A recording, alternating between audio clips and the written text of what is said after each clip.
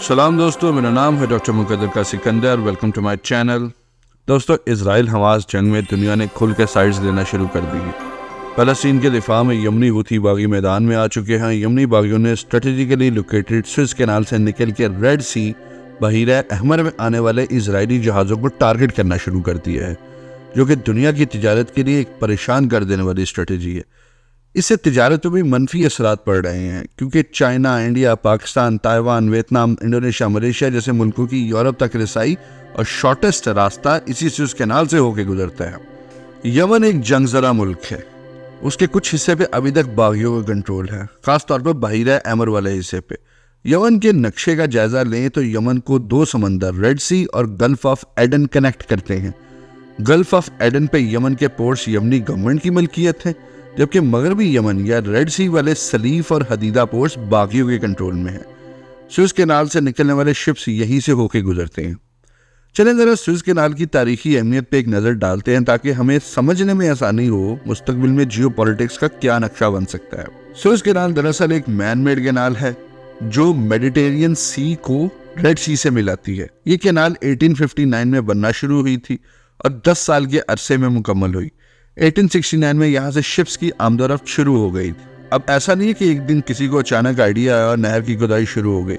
इस नहर का ख्याल हजारों साल से मुख्तलिफ एम्पायर्स और बादशाहों के ज़हन में पाया जाता था। सबसे पहले मिस्र के फिरौन सेस्टोरस ने 2000 कबल मसीह में दरियाए नील के एक हिस्से से नहर निकालकर बहीरा अहमर तक पानी का रास्ता बनाया था, और 2000 कबल मसीह से तकरीबन 170 बाद मसीह तक हमें बहरी जहाज़ों की आमदोरफ्त के रिकॉर्ड्स भी मिलते हैं। फिर यह नहर बंद कर दी गई और मिस्र पर वैसे भी रोमन्स का कब्जा हो गया। मिस्र की इस्लामी फतह के बाद 641 बाद मसीह में यह नहर दोबारा खोली गई, लेकिन फिर 767 बाद मसीह में अब्बासी खलीफा अल मंसूर ने हमेशा के लिए इसको बंद करवा दिया। इससे पता चलता है कि कदीम तहजीबों को भी इन रास्तों की अहमियत का अंदाजा था।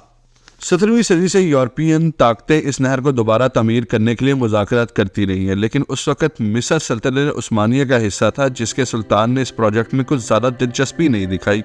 फिर 1854 में जब मिस्र में सईद पाशा की हुकूमत आई तो मिस्री हुकूमत ने एक फ्रेंच डिप्लोमेट फेडरिन डी लेसफ से इस नहर की तमीर का मुआहदा किया। इस मुआहदे के तहत सुएज़ कैनाल कंपनी बनाई गई, जिसके 44% शेयर्स मिस्री हुकूमत और बाकी 66% दुनिया के अमीर बिजनेसमैन और यूरोपीय मुल्कों की मिल्कियत थे। नहर की तमीर, ऑपरेशंस और रेवेन्यू को 99 साल लीज के तहत कंपनी को सौंप दिया गया। 193 किलोमीटर नहर की खुदाई का काम शुरू हो गया। लागत का तखमीना तकरीबन $100 मिलियन था, जो आज के $3 बिलियन से भी ज़्यादा बनते हैं।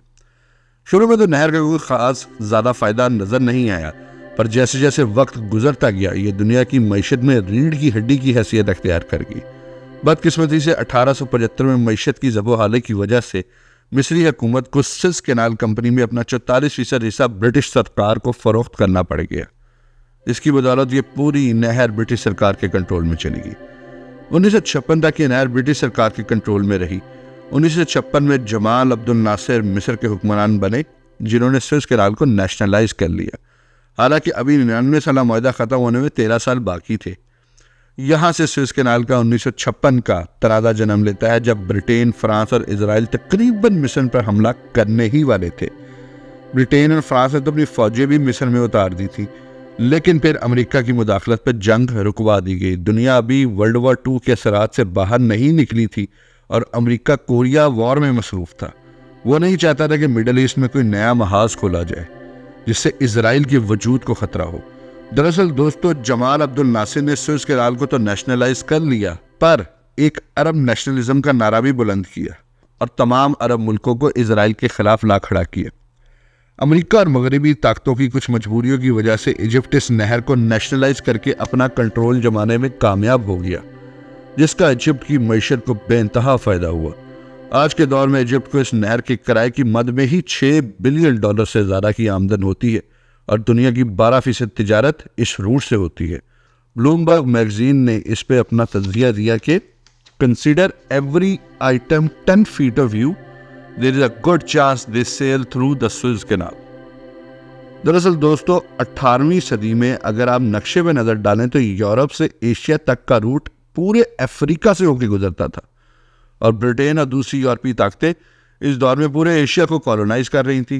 दुनिया चूंकि इंडस्ट्रियल रेवोल्यूशन में दाखिल हो रही थी तो इस नहर की जियोपॉलिटिकल अहमियत बहुत बढ़ गई थी। सुएज कैनाल का माशी बेनिफिट देखते हुए इजराइल ने भी अपना एक बेन गुरियन कैनाल प्रोजेक्ट बनाने का प्रपोजल दिया है, जो मेडिटेरेनियन सी को गल्फ ऑफ अकाबा से मिलाएगा। गल्फ ऑफ अकाबा रेड सी का दूसरा हिस्सा है जो मिस्र के सनाई डेजर्ट, सऊदी अरेबिया और इजराइल को आपस में कनेक्ट करता है। इजराइल हमास जंग और गजा की सूरत हाल को देखते हुए, जैसे शुरू में मैं बताया कि यमनी बागियों ने इस रास्ते से गुजरते हुए इजरायली जहाज़ों को टारगेट करना शुरू कर दिया है, जिसकी वजह से इजिप्ट की इकोनॉमी को रोज़ाना के हिसाब से $9 मिलियन का नुकसान होना शुरू हो गया है। दुनिया की तिजारत पे भी फ़र्क पड़ना शुरू हो गया है, जहाज़ों की ताख़ीर शुरू हो गई है। अब देखते हैं इजिप्ट और यूरोपीय ताकतें इस नुकसान को कहाँ तक बर्दाश्त करती हैं। यमनी बागियों ने तो इस सूरत हाल में सऊदी अरब तक को धमकी दे डाली है। जियो पॉलिटिक्स का ये खेल पता नहीं कहीं वर्ल्ड वॉर 3 ही ना शुरू करवा बैठे। दुनिया ट्रेड और इकोनॉमी की बंदिश किसी सूरत बर्दाश्त नहीं कर सकती। दोस्तों, इंफ्रास्ट्रक्चर के प्रोजेक्ट हमेशा मुल्कों की मईशत में लॉन्ग टर्म फ़ायदेमंद साबित होते हैं, और यही फ़ायदा आज इजिप्ट अपनी स्ट्रेटेजिकल लोकेशन की वजह से उठा रहा है। उम्मीद है आपको हमारी सुएज कैनाल के ऊपर ये वीडियो पसंद आई होगी। अपना फीडबैक लाजमी दीजिएगा। चैनल को सब्सक्राइब करने की भी दरख्वास्त है। अल्लाह हाफ़िज़।